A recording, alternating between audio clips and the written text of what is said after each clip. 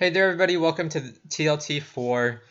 This is going to be the first video on TLT IV, so I'm going to do a quick rundown of what the format is going to be like, what's different about this year's format, and then I'll get right into the predictions. I'll try to keep these videos a little bit shorter because in the past they've gone and dragged on a little bit longer, so I'm going to try to make it as succinct as possible. We'll go through the matchups kind of quickly, and then we'll go through the players to watch as well as the highlight matchups more in depth. So this year, TLT is going to be in a best of 3 and 5 format, as the same as last year, as well as we're going to be using a Swiss format, which is actually very different, which if for those of you who are unfamiliar with what Swiss formats are, you basically play a guaranteed number of weeks. This time it's going to be 5 weeks. And at the end, all players who finish with a certain record or better, in this case, if you're 3-2 or better, then you'll make it to the next stage, which will be kind of like the knockout stage of the tournament. So everybody, all 128 players will play 5 rounds no matter what, and then some of them will move on to the next stage where they'll be in a best of or an elimination bracket. The tiers this year will be Ubers, OU, UU, RU, NU, PU, LC, meaning that there's no mono, no doubles. A little bit of a shame. Personally, I would have liked to see them include doubles because of how much doubles has grown as a tier in Gen 8. Especially with it like Uber's not really being a represented tier in SPL anymore. But not up to me. I wish they had included it, but unfortunately they didn't. So this is what we're stuck with.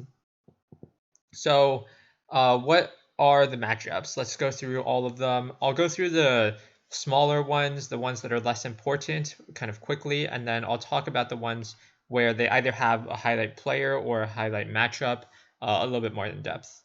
So Solar Flare RO versus ETHEY. Solar Flare RO should be favored here. Solar Flare has improved a lot throughout the course of the last few years since they won BLT as a sub on my team. But they have gotten better and have shown some decent results recently, and have faith that they can take this matchup. I think Cheese is much better than Halamon. No, not much else to say here.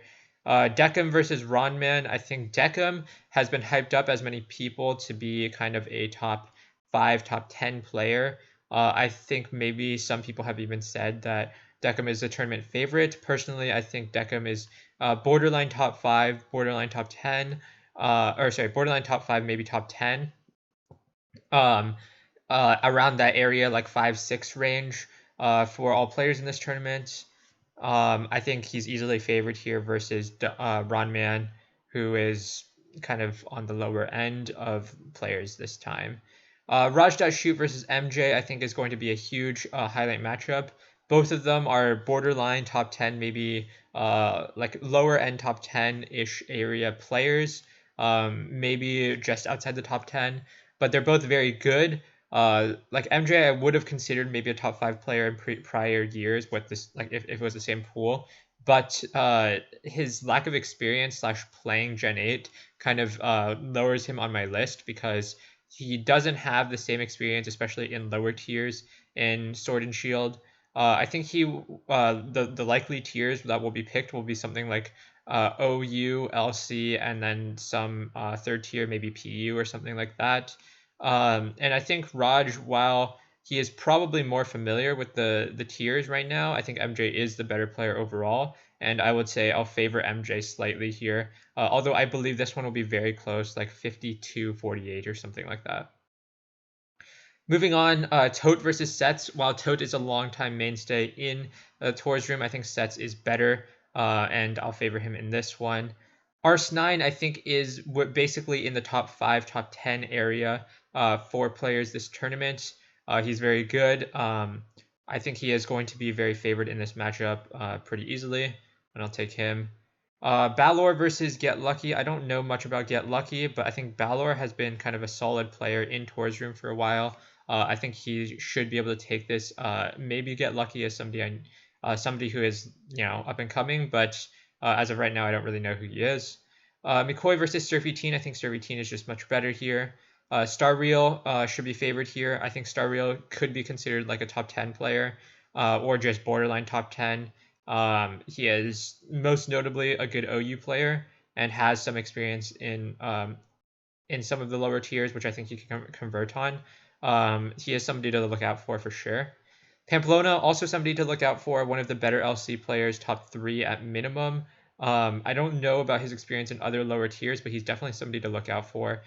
Borderline top 10, I would say. Maybe just outside the top 10. Definitely somebody to look out for, though. Luthier, probably one of the tournament favorites. I would say first or second right now in my overall rankings. Definitely favored in this matchup. I think Luthier, depending on how much he tries and participates in this tournament, he could definitely be one of those first or second slots for this tournament. Then another, I mean, people are hyping this up to be potentially a highlight matchup between Let's Rumble, Shall We, and LCAP, and that's because these two are both kind of legends within the tours room scene for like their way of playing, their HO, that kind of stuff. I would say HR Hellrayquaza 1 or their current name, Let's Rumble, Shall We, is definitely favored here. I think is much better than LCAP. Not to say that LCAP can't win, but I think Let's Rumble, Shall We is just much better as an overall player. I won't go over these matchups where I don't know who the Smogon name is, but yeah, not much to say about that one. I think Saba versus Shadow Monster, also one of the notable matchups for this tournament, or sorry, this round. Saba, I think, has been improving a lot in recent, or mostly this year. Same with Shadow Monster, but Shadow Monster has more so experience in doubles. I wouldn't say to count him out for this, but I would say both of these are like borderline top 20 players. I think Saba should be favored here, though, with more experience in the lower tiers. Maki should be favored here as well. Prince of All Tacos, I think, is going to be one of those top 10 players, probably on the lower end of the top 10, but definitely somebody to look out for in future rounds, and I think he's favored here.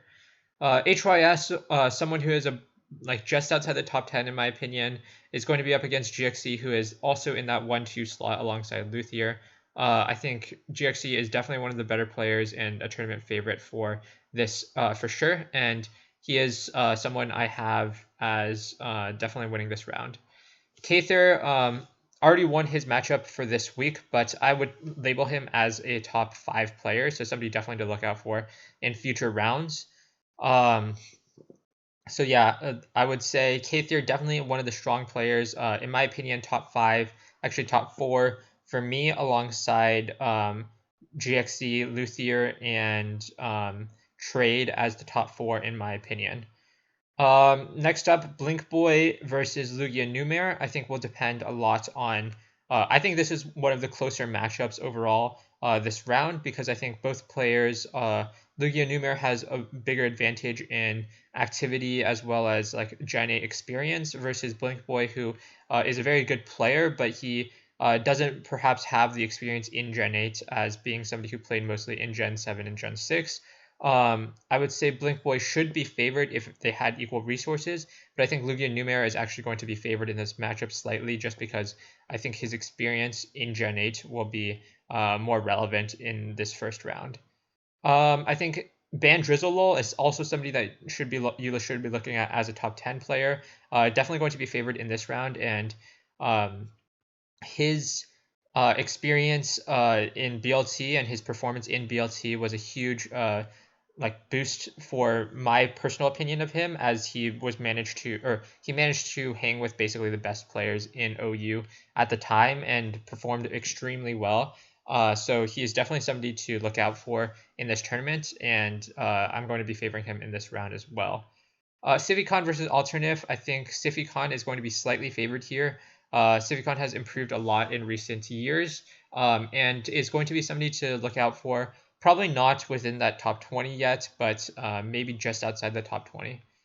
Dugset versus Team Charm is also one of the highlight matchups. I think Team Charm has made a name for themselves within the tours room scene because of his like very consistent performance within the leaderboard tournaments. Dugza, on the other hand, been a consistent player, having won a trophy or a ribbon rather in monotype, being one of the like more well-known players. However, monotype not being in this tournament is going to hurt their overall chances to win the tournament. However, I would still say that they're favored here versus Team Charm with their long Smogon experience, and I think they'll be able to convert a lot of that monotype experience to um, their overall success within TLT. I would say Dugza is definitely still someone to look out for, probably within the borderline top 10 range. But yeah, I would put them over Team Charm, who I still believe will make the bracket stage, but will probably struggle versus some of the top players with the lack of experience in best of series.